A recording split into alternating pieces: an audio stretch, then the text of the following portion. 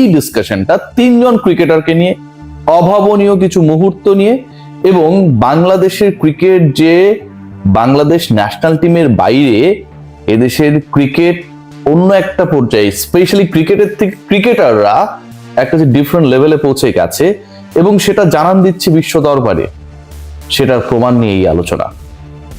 একদিনে 2 ম্যাচ হয়েছে। আইএল টি20তে আমরা দেখেছি সাকিব আল হাসান, মুস্তাফিজুর রহমান দুজনই খেলতে নেমেছেন ভিন্ন ভিন্ন ম্যাচে। প্রথমের যে ঘটনাটা ঘটলো, মুস্তাফিজুর রহমান 1 ওভারে 3 উইকেট নিলেন।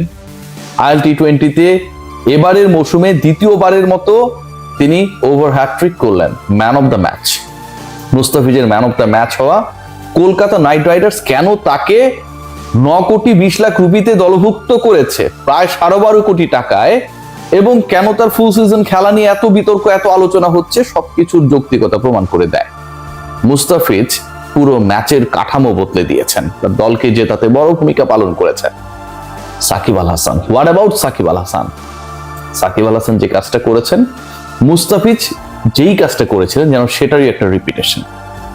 একজন বাঁহাতি পেসার আর একজন বাঁহাতি অর্থোডক্স।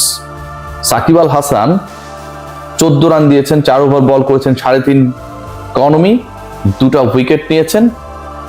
অসাধারণ বলের উপর নিয়ন্ত্রণ, প্রায় 39-এ চলে যাওয়া সাকিবের কতটা ক্রিকেটের প্রতি নিবেদন, বাংলাদেশ থেকে ব্যাপ্ত হয়ে যাওয়া সাকিব আল হাসানের কতটা পারফরমেন্সের ঝলকে আরো একবার নিজেকে উজ্জ্বল করার প্রবণতা সাকিবের মধ্যে কতটা, সেটা যেন প্রমাণ করেছে গত ম্যাচে।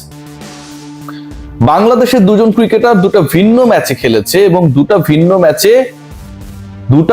ম্যাচে টোটাল নেমেছিল 44 জন ক্রিকেটার। ওই 2 ভিন্ন ম্যাচে 44 জন ক্রিকেটারের মধ্যে, যেহেতু 4টা টিম 2টা ম্যাচে নেমেছে, 11 × 4 44 হয়। বেস্ট ক্রিকেটার হয়েছেন এমন 44 ক্রিকেটার্স বাংলাদেশের সাকিব এবং মুস্তাফিজ। বাংলাদেশের ক্রিকেটাররা কি পারে সেটা যেন করে দেখিয়েছে আইএল টি20তে। কম্পিটিটিভ ক্রিকেট হচ্ছে, ভালো ক্রিকেটাররা খেলছে, সবাই দামি ক্রিকেটার, সবাই নামি ক্রিকেটার, স্কোয়াডে জায়গা ধরে রাখা পাওয়া, সেটাই যেন একটা বড় আলোচনা। বাংলাদেশের বিভিন্ন পেজেসগুলোতে তাকালে দেখা যায় যে আজকে 11-এ রয়েছেন সাকিব, মুস্তাফিজ, তাসকিন, সেই তারা তাদের সেই 11-এর, প্রতিপক্ষের 11-এর সবার থেকে যখন সেরা তারকা হয়ে যান, বেস্ট ক্রিকেটার হন, ম্যাচ শেষে পুরো ম্যাচের মোমেন্টাম ক্রিয়েট করার ক্ষেত্রে একটা বড় রোল প্লে করেন। অ্যান্ড বাংলাদেশ ন্যাশনাল টিম সেই সাকিব মুস্তাফিজরা আমাদের সবাইকে গর্বিত করে। সাকিব আল হাসানকে খেলতে দেখাটাই একটা অন্যরকম আনন্দের। সাকিব মাঠে নামছেন, এটা যেন মনে করিয়ে দেয় লিওনেল মেসি যখন আর্জেন্টিনার হয়ে মাঠে নামেন। এটা যেন মনে করিয়ে দেয় একটা সময় যখন সচিন টেন্ডুলকার, ব্রায়ান লারারা তাদের দলের হয়ে মাঠে নামতেন। সাকিব আল হাসান তার দলের হয়ে মাঠে নামার সেই সুযোগটা নেই। তার রেকর্ড আমাদের, তার রানস আমাদের, তার কৃতিত্ব আমাদের, তার ম্যান অফ দ্য ম্যাচে জয়গুলো আমাদের, কিন্তু সেই সাকিবের এত কিছু আমাদের হবার পরেও সাকিব যেন আমাদের না। পলিটিক্যাল মার পেয়েছে সাকিব যেন আমাদের না। সেই সাকিব আল হাসান দেশের হয়ে খেলতে পারেন না, কিন্তু দেশের মানুষেরা যখন সাকিব সাকিব বলে উদাত্ত আহ্বান জানায়, চিল্লায়, ইন্সপিরেশন দেয়, ঠিক মধ্যপ্রাচ্যের মাঠে সাকিব নেমে সেই বাঙালিদের, আর দূরে বসা আমাদের মতো বাঙালিদের সেই আত্মচিৎকার শুনতে পান, প্রতিদান দেন তার বলে, তার ঘূর্ণিতে, তার পারফরমেন্সে, তার ম্যান অফ দ্য ম্যাচ হওয়াতে। ম্যান অফ দ্য ম্যাচে টি20তে টপ 4-এর একজন সাকিব আল হাসান। কত ম্যাচেস খেলতে পারেন নাই, কত ম্যাচে ন্যাশনাল টিমের হয়ে সুযোগ থাকার পরেও, চেষ্টা থাকার পরেও, ইচ্ছা থাকার পরেও শুধুমাত্র রাজনৈতিক মেরুকরণের কারণে সাকিব আল হাসান বাংলাদেশের হয়ে অ্যাপিয়ার হতে পারেননি। তারপরও টপ 4। তার উপরে রয়েছেন ক্রিস গেইল, তার উপরে রয়েছেন কায়রন পোলার্ড, তার উপরে রয়েছেন গ্ল্যান ম্যাক্সওয়েল, তার উপরে যারা রয়েছেন, এই যে 3 জন ক্রিকেটারের নাম বললাম, পোলার্ড, ম্যাক্সওয়েল কিংবা ক্রিস গেইলের কথা, এই 3 জন ক্রিকেটার 2টো ভিন্ন দেশের, ওয়েস্ট ইন্ডিজ অ্যান্ড অস্ট্রেলিয়া। এরপরে নামটা যখন হয় সাকিব আল হাসান, 45টা ম্যাচে ম্যান অফ দ্য ম্যাচ টি20তে, ঠিক তখন কেমন লাগে আপনার আমার? ঠিক তখন কি আমাদের চোখের সামনে সেই পলিটিক্যাল সাকিব আল হাসান চলে আসেন? সেই সাকিব আল হাসান চলে আসেন যিনি 6 মাস রাজনীতি করেছিলেন। সেই সাকিব আল হাসান চলে আসেন যিনি কথিত, কি বলবো আর, বিভিন্ন মার্ডার কেসের আসামি, এরকম আমরা শুনেছি যে এরকম তালিকাভুক্ত আসামি করা হয়েছে। এই সাকিব আল হাসান ভিন্ন সাকিব আল হাসান, ক্রিকেটার সাকিব আল হাসান, যেই সাকিবকেই আসলে আমরা চিনি, যেই সাকিবকে আমরা চাই, যেই সাকিব আমাদের হয়ে ভিন্ন দলের হয়ে খেললেও যেন পারফর্ম করে, সেটা পৃথিবীর যে প্রান্তিক হোক না কেন, সেই সাকিবকে খেলতে দেখাটা সত্যি আনন্দের।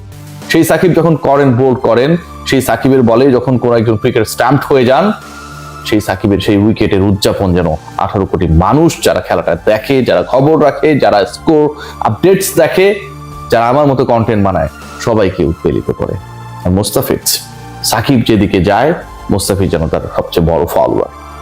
খেয়াল করে দেখবেন যে একটা সময় সাকিব আল হাসান আইপিএল এর নিয়মিত মুখ, সাকিব আল হাসান আইপিএল এ বাংলাদেশিদের মধ্যে সবচেয়ে বেশি উইকেট টেকার, সেটাকে ক্রস করে গেলেন মুস্তাফিজুর রহমান। কলকাতা নাইট রাইডার্স মানে সাকিব আল হাসান, সেখানটাও গিয়ে রেকর্ড পারিশ্রমিকে মুস্তাফিজুর রহমান।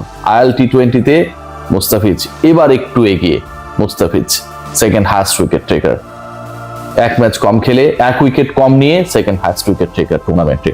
আর সাকিব আল হাসান আবারও যেন প্রমাণ করে দিলেন যে ডেফিনেটলি ছোট ভাই এগিয়ে গেলেও বড় ভাই পিছিয়ে পড়েছে, সেটা একদম সত্যি না। সো গতকালকের রাত আমার কাছে মনে হয় যে that was a very special night. দিনটা স্পেশাল ছিল কারণ আমাদের সাথে আরো একজন ছিলেন, রিশাদ হোসেন। বিগ ব্যাশে খেলছেন, আইপিএল এ তাকে কেউ ডাকে না, বিপিএল এ থাকলে নিয়মিত একাদশে সুযোগ পান না, কিন্তু সেই রিশাদ, বিপিএল এ নিয়মিত একাদশে সুযোগ না পাওয়া রিশাদ অস্ট্রেলিয়ান কন্ডিশনে কম্পিটিটিভ ক্রিকেটে হোবার্ট হ্যারিকেনের হয়ে প্রত্যেকটা ম্যাচেই 11-এ থাকেন। আমাদের ক্রিকেট কাঠামো, থিঙ্কিং, টিম সিলেকশনের সাথে অস্ট্রেলিয়ানদের পার্থক্যটা এখানটাই। তারা রিশাদকে তাদের সবচেয়ে বড় কি মনে করে, আর আমরা রিশাদের মতো ক্রিকেটারদেরকে সবচেয়ে বড় বোঝা মনে করি। খেলায় যখন সমালোচনা হয় সেখান থেকে রক্ষা পাবার জন্য, খেলায় তখন যখন পয়েন্ট টেবিল আমার দলের অবস্থানটা একটু মজবুত থাকে, রিশাদকে তাহলে খেলানো যেতে পারে। ও তো খারাপ করবে ধরে নিই আমরা খেলাই, তারপর রিশাদটা ভালো করে টিকে থাকে, জাতীয় দলে সার্ভিস দেয়, এক বছর সবচেয়ে বেশি উইকেট পায়, ওভার হারিকেন্সের মতো কম্পিটিটিভ টিমে এভরি ম্যাচেসে 11-এ থাকে, উইকেট নেয়, কিপটেমি করে এবং আমাদেরকে আনন্দিত করে। Shakib, Mustafiz, Taskin, Rishad, they are our pride and definitely I am very much proud of these guys. Mustafizur Rahman নিশ্চয়ই যখন শেষ করবেন আইএল টি20 হাইয়েস্ট উইকেট টেকার হবেন। আর সাকিব আল হাসান পরের ম্যাচে সুযোগ পাবেন নো ডাউট। বোলিংটা করেছেন, ব্যাটিং এর কথা তো খুব বেশি বলতে হয়নি, 25 বলে 17 রান, খুব বেশি পেটানোর দরকার ছিল না, খুব সহজ জয় এনশিওর হয়েছে তার দলের, এবং সেই সহজ জয়টা এনশিওর করার ক্ষেত্রে সাকিবের ওই কিপটেমি বোলিংটাই কাজে লেগেছে, তাই তিনি ব্যাটিং এর ক্ষেত্রেও কিছুটা কিপটে ছিলেন, নট আউট ছিলেন, শেষ করে এসেছেন। যে সাকিব ঠিকভাবে সুযোগ পান না, সুযোগ পেলেও কাজে লাগাতে পারেন না, যে সাকিবকে আমরা অসংখ্য বার দ্য এন্ড করে দিয়েছি তার ক্যারিয়ারের, সেই সাকিব আল হাসান যখন এইভাবে ফিনিক্স পাখির মতো ফিরে আসেন, একটাই আফসোস হয়, এই ক্রিকেটার আমাদের বিশ্বকাপ স্কোয়াডে কোনো ভাবনার মধ্যে থাকবে না। 18 বছরের ক্রিকেট, 17 বছরের ক্রিকেটের থেকেও 7-8 মাসের রাজনীতি কে জানে এত পাওয়ারফুল কেন। সবাই ভালো থাকবেন।